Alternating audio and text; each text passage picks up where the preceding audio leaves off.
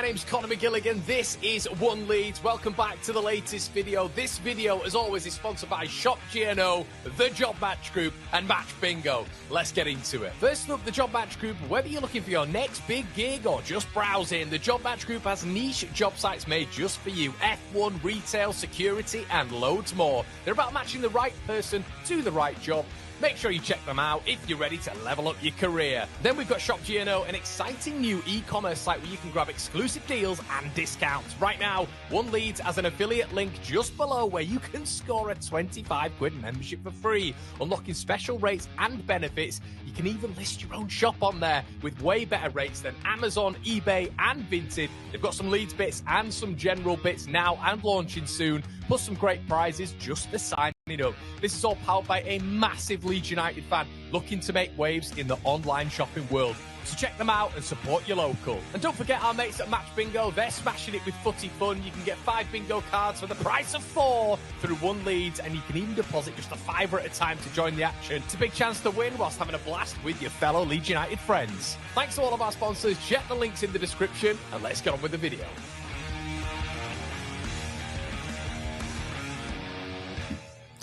Hello, everybody. What is going on in your world? My name is Conor McGilligan, and we are back here with another episode on the channel. What is going on in your world? Some of you might not have seen it this morning, but don't worry, we are back, and we're back discussing everything when it comes to Leeds United, and of course the rumour mill, which is it's always nice to get going again.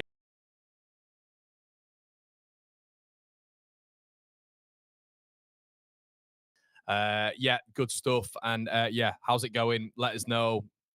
Yeah, I can see a few. Richard's in the building. New logo looks clean. Finally in here. Hi, mate. How is it going? Morning all. Morning all. What is going on, everybody? Okay, let us know how you are doing this fine morning, everybody. And as I said, we're just going to move this on, shall we? Okay, so yeah, it's going to be a little bit more of a I think it's going to be a little bit more of just an information. Yeah, I know the graphics disappeared, mate. We're just going to have to talk through it again. But yeah, it's going to be a little bit more of an information load for you guys this morning. So we're going to be speaking about Gabriel Gudmundsson, of course. We're going to be speaking about the rumours when it comes to Yaka Beall. We're going to be speaking about the other bits and bats. So just bear with me. Obviously, when it comes to the graphics are a little bit of a nightmare this morning, but it is what it is. So yeah, we're going to get into just the basics this morning. So it looks like Yaka Beall, as I say, it's not going to be a massively long stream, so bear with me. So obviously, if you haven't checked the video out from earlier on, make sure you check it out. Yaka Beall, everybody. Now, what do we know about Yaka? Now, it looks like it's going to be a done deal. Looks like it's going to be a done deal today. There's loads of reports of it apparently being, as I said, signed, sealed, and delivered. Medical apparently on its way today, which is really exciting when it comes to the Whites and us going forward. And I think this is one of the great deals, one of the best deals we've done in our recent history, to be quite honest with you. So really good stuff. Really happy with that. And like I said, everybody, it's something of which we can look at and say that is a top scale signing, a real top scale signing when it comes to, you know, what we've done and how we've really put ourselves in the top shelf when it comes to, you know, other clubs noticing what we're about this window. And I think it was magnificent us getting this deal done, which is good stuff. Loving the rebranding. We are One Leeds. You are indeed, mate. Loving the sneak peek of the background. Loving the content. Thank you, everybody. Yeah, as I say, just the graphics gone today. So this is going to be like old school. Me and you just talking. Cassie, just talking through everything. And make sure you're slapping a like. As I say, it's great that any of you are in here. This is very impromptu. I've had to push Callum Fowler on the second channel back to midday. So yeah, everybody, I will just be delivering you the info today. Okay, so next on the list, we spoke this morning about Habib Diarra. Now, the latest that we've got on Habib Diarra is it's pretty simple, really. Sky Sports are reporting that Leeds have effectively moved away from it. And the reason we've moved away from it is because it's just a little bit too much when it comes to the deal. Now, I mentioned this morning on the fixture release discussion that the reasoning behind this, according to a couple of people who you know, I've followed things up with, there might be a release clause in there. The money might be a little bit too much, of which Leeds aren't happy with. So according to Rob Dorsett at Sky Sports, they have moved on when it comes to their targets. Sky Sports Switzerland also mentioned that it was going to be a tough one for Leeds to get done. I think we all knew that at the start. Diarra would have been an unbelievable signing, and I think we're all very, very aware of how good that would have been. So yeah, it's one of those where, you know, we can only have a few things, can't we? We can only have a few nice things as Leeds United fans. So, but yeah, no, I think it's a deal of which we're looking at alternatives. We're going to get into the alternatives a little bit later on in the stream as well. It's not all bad, everyone. It's not all bad. And yeah, once again, apologies for the stream. It's the overlay. It's just a bit of a nightmare this morning, but I've mentioned that several times already. FBL guy says Yaka has arrived. Loving the new look of the channel. Thanks, mate. Yeah, it's a bit annoying that it's not up today, but we have got bits and bats which are going to be uploaded very soon. As I say, guys, I'm always trying to evolve. I'm always trying to get into the new part of the world when it comes to rebranding and not just sitting still, basically. So we've got over 300 of you in the building this morning. Do us a solid, slap a like on the video. You fantastic one leaders. I really appreciate that. And let's get into the next thing. So Habib Diarra, I would cross off your list now. I'd cross him off your list now, but it wouldn't surprise me if Leeds were to go back in for him. It really wouldn't. And that's just from a personal perspective. I think there is definitely something there for Leeds. But I mean, if you look at Strasbourg, they brought in a replacement, or they're in the process of bringing in a replacement, Dumbia. But it does feel like, as I mentioned this morning, French football literally publicising yesterday that he's on his way to Leeds. Now, the publication might have been suggesting he's on his way to Leeds, and it might have been lost in translation a little bit. He's on his way to Leeds to have some talks, meet with Leeds' representatives, and that can definitely happen, of course. Let's not be naive here. But I think the big thing in this negotiation clearly is the contract talks. I think Diarra will be willing to move. Strasbourg are effectively okay with it from what we understand from their perspective, reading reports. However, it looks like it's maybe the talks that have just dropped down a little bit when it comes to contract negotiations and what he expects and what Leeds can deliver. Okay, moving on. Shemi Kilicsoy. Now, we've spoke about Shemi Kilicsoy a fair few times on the channel. Now, if you guys aren't aware of who this guy is, he's an absolute thriller when it comes to a youngster, Turkish lad, plays for Besiktas, is a striker, and apparently Leeds United, according to Team Talk this morning, Leeds are pressing forward with our ambitions and transfer plans when it comes to Shemi Kilicsoy. We're going to get onto the other rumours that Team Talk are reporting us and linking us with heavily this morning. Sources have told Team Talk as Lucas Nemetcha reveals how a former player helped him decide to move to Ellen Road when it comes to Joshua Gilovoggi. But apparently Leeds United are pursuing right now when it comes to these forward links. And the brilliant thing about Kilicsoy is obviously his versatility along the front four, his pace, his balance, and there's a lot of potential there when it comes to the player. He's gone down the pecking order when it comes to Besiktas, so it doesn't look like he's going to be getting in anytime soon. And yeah, looks like that one is potentially one to keep an eye on when it comes to Leeds United. The valuation is around 18 million quid now. It feels like that could be maybe a little bit too much for Leeds United. It feels if we're to get someone else as well. Would Dumbia have been the replacement for Andre Santos? That is definitely a potential, mate. Definitely a potential when you're talking about that. Yeah, I think there is a conversation there, but apparently they're looking to bring two central midfielders in. I think we spoke about that a couple of weeks ago, actually, when it comes to Strasbourg, because they're evidently trying to fill that void when it comes to obviously Armand Diarra. So okay, what are you guys saying as well? I'd definitely take Sadiki either way if we don't get him. Yeah, I understand why you're saying that, mate. Let's get on to the next rumor and we'll speak about Sadiki in just a little bit. So we spoke yesterday about Manor Solomon. Manor Solomon potentially on his way to Burnley. Now, apparently Burnley are in the conversation, according to a few of the sources of which we're coming across pretty much every single day. I think this one was FPL Insider, that Manor Solomon is in conversation, or Burnley are interested in and are in conversation with Tottenham about Manor Solomon. Now, that is the latest on it. There's been nothing that has developed so far when it comes to Solomon, but that would be interesting, wouldn't it? It's just gone really quiet on Solomon, really, really quiet on him. And it's interesting when it comes to who Leeds are signing and the level of player that Leeds are signing. We spoke yesterday about Yaka Beall being a top 6 player, fitting into many top 4 squads as well. You know, being a decent rotation option, even for the likes of Chelsea. Been a physical rotation option for the likes of Arsenal. Genuinely, his ceiling, in my opinion, is that high. But I think starting for a lot of the top 8 is somewhere where Yaka could fit in. We spoke about Newcastle trying to hijack the deal. Villa apparently were very interested as well.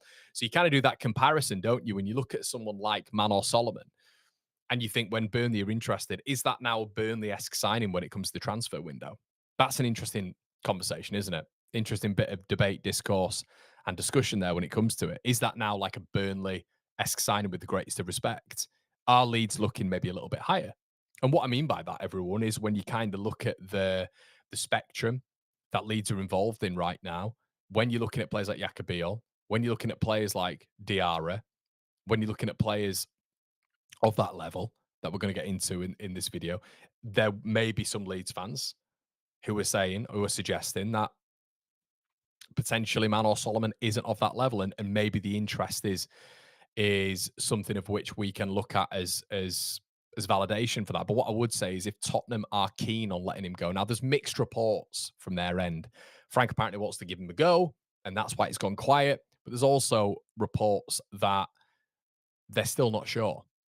Spurs Web reporting that as of around about 2 or 3 days ago, I think. There's still conversations in Ralph Frank's camp that they're not sure, but he could be part of their Champions League setup. You need a bigger squad for that, of course. So it's going to be fascinating to see how this one marinates, how this one develops. I think Manor Solomon will end up staying at Tottenham and being part of their depth and maybe looking to move out in January when maybe a team's panicking. I don't think Leeds will get Manor Solomon. I don't know what you guys think, but I don't think this will be a transfer that gets done. Could be wrong, but I wonder if Leeds are going to go for an elevated style of player out there. I wonder, one who's maybe proven in the top 5 leagues, of which it feels like that's Leeds' recruitment strategy at this moment in time. It feels like it's top 5, max top 6 leagues, and filling the squad up that way. When you look at the links that we've been provided with, so it's going to be fascinating. It'll be fascinating to see what happens. Hey, up Connor Pal, how's it going, mate? Imagine Solomon tracking back under Park. Yeah, nice to catch you live, Connor. I always seem to miss them. Well, that's good, mate. We get a few other people in here as well, which is good. Yes, we've spoken about the fixtures, mate. Don't worry, that is on a separate live. Don't you worry about that. Guys, there are nearly 500 of you in the building on a very impromptu stream. So shout out to all of you. Apologies that this is just out of the blue. I just knew I had to do a rumor mill. So Jason says, think we are aiming a little bit higher. Yeah, it's going to be fascinating to see, mate. Going to be really interesting to see how this develops. But, you kind of look at Beall, don't you? And you kind of look at the level of what he's at. And it's no disrespect to Solomon. And then again, you kind of got to look at what might be coming out of the camp when it comes to Thomas Frank. This guy could be part of a European setup next season, a Champions League setup if Frank wants to keep hold of him. I kind of look at maybe the positives and negatives of Manor Solomon. I think there's continuity there. I think he provided mass amount of quality in certain phases for Leeds United last season. He impressed me greatly. I think there's maybe negatives in the level, the 6 or 7 levels that were going up when it comes to him having that lack of pace. And I think that would be my worry. That would be maybe my worry, just the lack of pace and the acceleration. Have you rebranded, or is this the other channel? But it's confused. What do you mean, mate? Why would this be the other channel? No, this is one Leeds, buddy. This is one Leeds. This is one Leeds, and we are rebranding because we have dropped the fan channel, so that will be coming in the next couple of weeks. It takes quite a while to do the full rebrand. Did I miss it? Or the graphics not working? Yeah, they're not working today, mate. So I'm just talking to you about the transfers even more. So yeah, graphics not working today, but I will talk you through them. Don't worry. Okay, Rodrigo Muniz.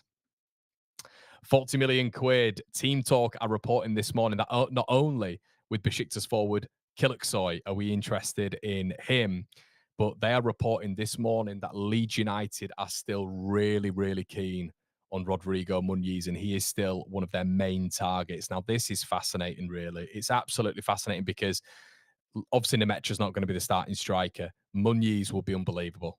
He would be an unbelievable signing. Someone said to me the other day, and football's a game of opinions, but they said to me that it wouldn't be that much of a signing, and they'd only pay 20 million max. Look, it's not my money. I know my club's going to have to work on PSR and the financial restraints in around that, and I completely respect and understand that. But for me, Rodrigo Muniz, Yaka Beall, Habib Diarra, from what I've seen, Noah Sadiki, they're really, really decent acquisitions for Leeds United. And we're going to get onto the main transfer talk today as well.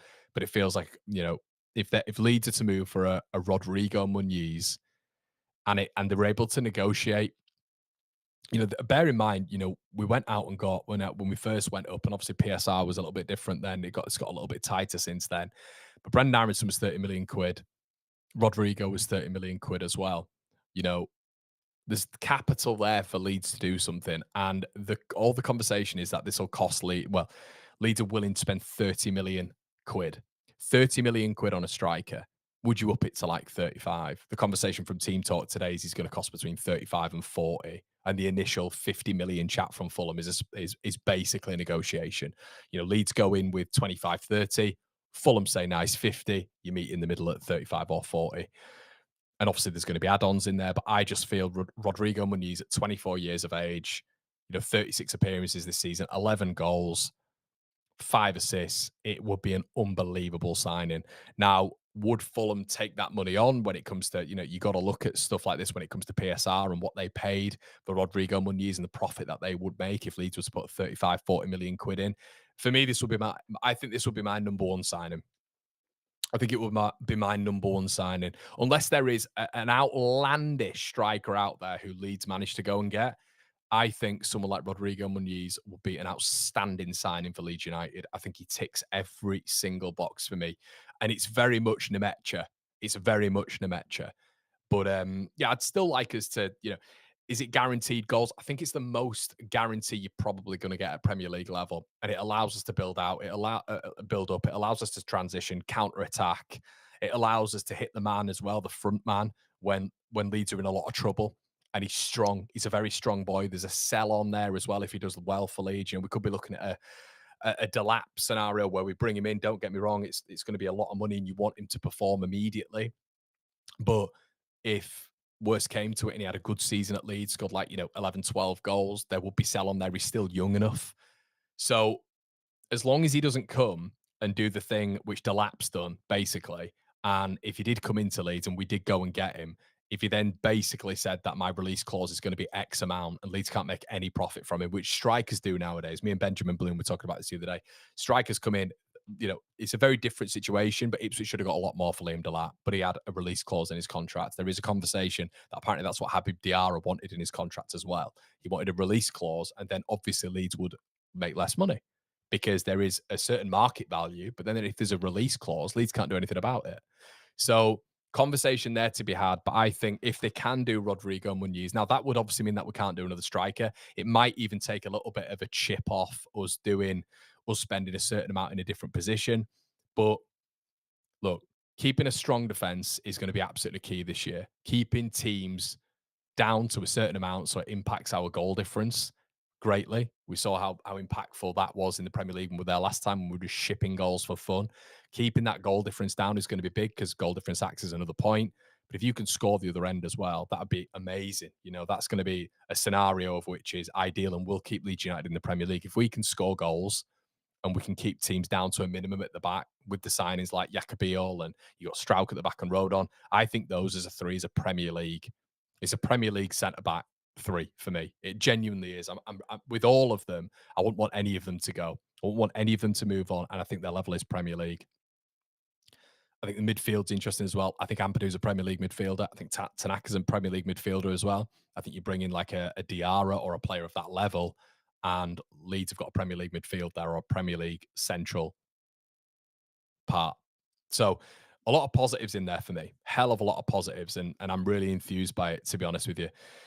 Kirsch says, still expect proven Premier League players to arrive on top of overseas talent. Release clause are part of football now. Yeah, it just, the thing is, Kirsch, it's just very dependent. It's just very, very dependent on what that release clause would be. And I think that is why Leeds probably walked away from Diarra. It wouldn't surprise me because I think it's a part of football right now, but you've got to be how far do you go with it? Do you then move on to another target because another target doesn't demand a release clause in their contract, which will leave you vulnerable? You're going to make a loss on a player potentially. But Muniz will be class. It'd be such a good signing. Jonesy says, thanks for answering, mate. I'm probably going mad, but I'm sure it's a new channel icon and channel name changed from Leeds fan channel. That's it, mate. That's it. No worry, bud. Gary says, excellent work, Connor. Keep up the hard work. Appreciate it for all it's worth. You should be a foreign scout for Leeds. I'm not sure on that one, mate. But Leeds are interested in Club Brugge star Raphael Onyedika, according to Graham Bailey. Now, this is annoying because my graph isn't working. But yes, apparently Leeds United are in the race, according to Graham, for Onyedika. Now, I would just scrap this a little bit because I think he's one of Spurs' main targets this season. Brilliant midfielder, just combative, ball carrier, all these buzzwords and buzz phrases that we use, monster in the midfield. And yeah, according to a lot of sources, I know Graham's saying what he's saying. He's probably going to get a fair few clicks if Leeds fans see it, and it does. But it looks like that's kind of between Tottenham and the player now. I think West Ham are a backup option for him as well. So I don't really want to touch on that one because, yeah, for me, he's a level higher than Leeds United. I don't think we'll be going anywhere near Onyedika, especially with the composition that we've got in the midfield. You know, if Sadiki is that backup to Diarra. Okay, Charlie Cresswell. Now, this is fascinating again. Charlie Cresswell is said to be moving to Lake Como under Cesc Fabregas. And this fee is said to be in around 15 million euros. Now, obviously, Leeds United sold Charlie Cresswell for 3.8 million quid. Yes, Leeds did that. It almost feels like, you know, when you're chucking out clothes at Leeds sometimes, you know, when you're chucking out clothes and you cannot be bothered putting it on Vinted or eBay or our new e-commerce site, the Shop GNO. If you don't want to put it on Shop GNO, you don't want to put, you know, your t-shirt or whatever, but you need to get rid of it. So you can't bother putting it on Shop GNO. 5% rates better than Amazon, eBay, and Vinted, by the way. Link in the description below. But if you don't want to do that, you just chuck it out, don't you? I had bagfuls of clothes not long ago that I just went and chucked out, so I couldn't be bothered putting them on eBay or Shop GNO. I feel like Leeds have done that a lot of the time when it's come to certain players, certain personnel, and Cresswell's one of them. Just chuck them out. Just get rid of him. Just get him off the books. Just get him out there. You know what I mean? It's just so frustrating we let him go for that amount of money. But apparently there's a 15% sell-on clause of the profit made by Toulouse, which is decent by Leeds United. And apparently, of course, it's going to be 14 million quid, not euros. And I need to change that. It's not on my it's on my data sheet, I should say, but 14 million euros. Sorry, pounds, not even euros. 14 million quid. 15% sell-on clause. Leeds sold him for 3.8 million quid. You know, that will bother me, I think, until the day I die, that one. Morning, guys. How you, Lucas? How's it going, mate? Colin, do you think we need another holding midfielder and better than Ampadu? I do indeed, mate. Yeah, 100%. Not better than Ampadu, but I think there's sustenance there. Yeah, I like Ampadu. I don't understand why like people are. There seems to be like all of a sudden a bit of a consensus that Ampadu's not good enough. I don't really get why that is, guys. I'll be honest with you. I don't really. Why is that? It just feels like there's been a shift when it comes to Ethan. I mean, before Tanaka, everyone was sort of quoting him as our best player. Chris says, I like Muniz and he'd be the perfect profile, but 40 million seems a bit steep and we might need to be smarter with finances. Yeah. Hi, Connor. So as a mark, Muniz would be a great signing. Where do you see Harry Gray in the pecking order this year? Very much part of it. He's not good enough, mate. He's not good enough. He's too young. He's a kid. He's barely had experience, mate. And I don't want to sound harsh on him, but can you really? I mean, Archie was lucky. He had a breakout season at right back, which he had to perform, but he barely played central midfield in his first season. Central midfield is a much tougher position than right back, much tougher. You have to be a lot better. You have to be a much better footballer to be a central midfielder as opposed to a right back. Look at Trent, can't do it in central midfield, but can do it at right back. You are the brain of the operation and you have a technical level and a physical level, which is beyond pretty much everyone in the midfield. It's the toughest position on the pitch. You're the brain of the operation. So I think the brilliant thing about Archie was it was his first season in the Premier League. There wasn't really that much pressure on him. We didn't expect that much. I know there was the grey name, but it was very much like just give him a go. Starting in central midfield, very quickly moved to right back, where there's not as much demand on him in a back four, which was very good at championship level. Archie did amazingly well, but the context is very different with Harry, mate. It's very different. So yeah, look, I'd be Bamford if we can get rid of him. I think we will get rid of Bamford. I think Joseph's gone. And you can't really. Well, Harry's a striker, isn't he? So you can't really. I don't really know where he fits, to be honest with you. I'd probably send him out on loan if I'm being brutally honest with you. Dan says the Diarra deal might be one we look back on with great envy. I presume so, mate, but you can't deal. I'm not sure you can deal with maybe a player who is insistent that there's a release clause in there. We don't know how much that release clause is as well, which is a slight worry. Guys, we have 78 likes in the building. We've got 614 of you here as well. Do us a favor, slap a like on the video. Right, let's move on. Noah Sadiki. The latest with Noah Sadiki is it's another team talk report today, everybody. Leeds are apparently in for Kilicsoy. They're in for Rodrigo Muniz. And now it's Noah Sadiki. There's no real talk from Team Talk today about Habib Diarra. I think it looks like when you look at the Union SG star, he is the second option to Diarra. I think there's mass similarities. They're the ball carrier, combative, excellent in the duels, very good when the players have the back to them in terms of just being able to get the foot around and nick the ball off them. Very good in pressurized and tight situations. The heat maps are both all over the place. Similar stature, similar compartments when it comes to a midfielder, box to box, everywhere. Kante like both of them in terms of their their attribution on the pitch and the commitment on the pitch. Yeah, I see similar age as well. I think Sadiki's 20. I think Diarra's 21. The difference is Diarra's, I believe it. Well, Diarra is captain of Strasbourg. I'm not sure.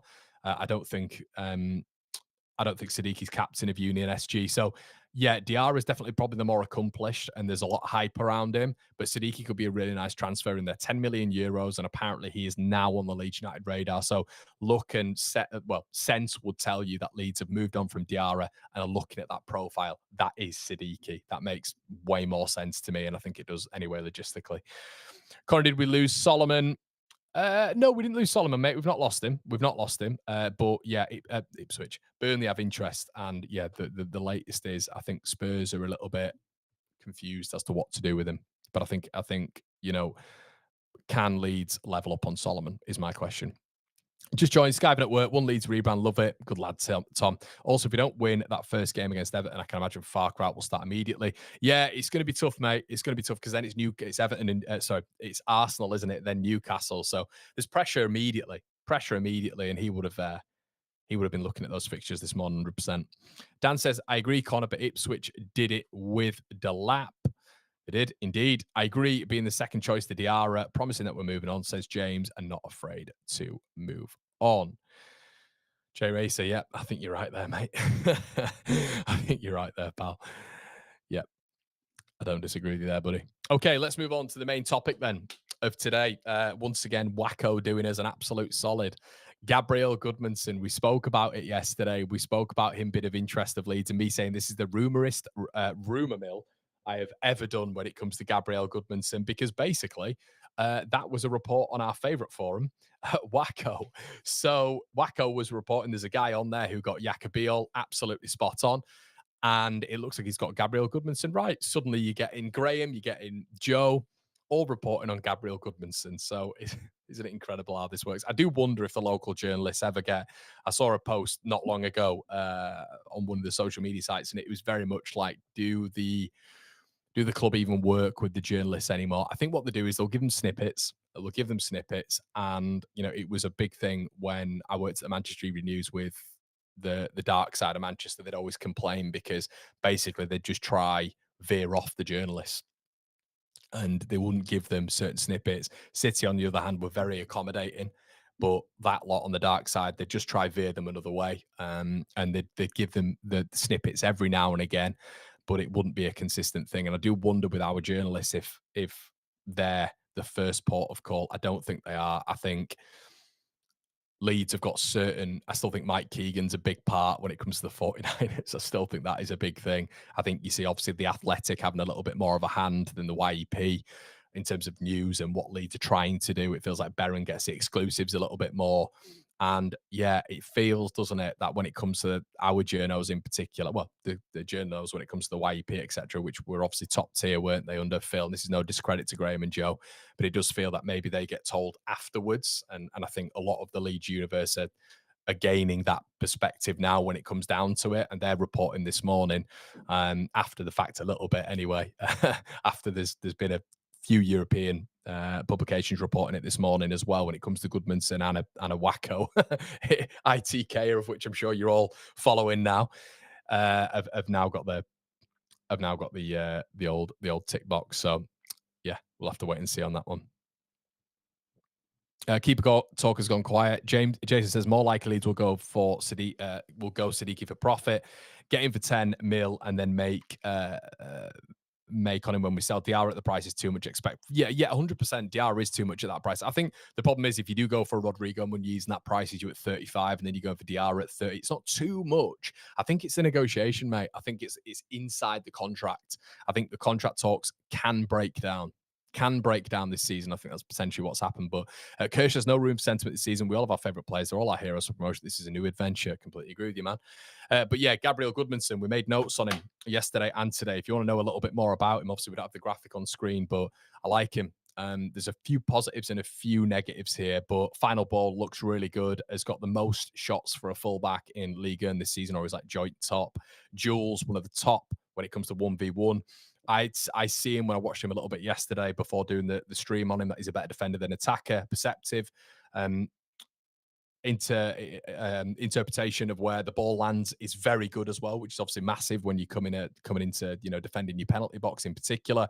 Blocks exceptional, interceptions very good as well. And this obviously is interesting when it comes to, I mentioned this yesterday, Leeds coming out in a bit of a low block because Leeds are expecting to defend this season. So we need profiles that have to defend and are expecting that when they come to Leeds United, they're defended in a bit of a low block.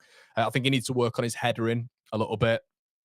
His aerial duels, he's lost a fair few this season, but he does look like more of a defender for me and a very good attacker, but primarily a defender.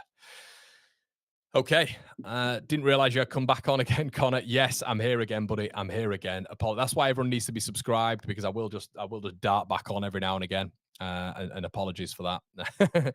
But yes, what else do we have on the mill today? So yeah, as I say, we're expecting Yaka today.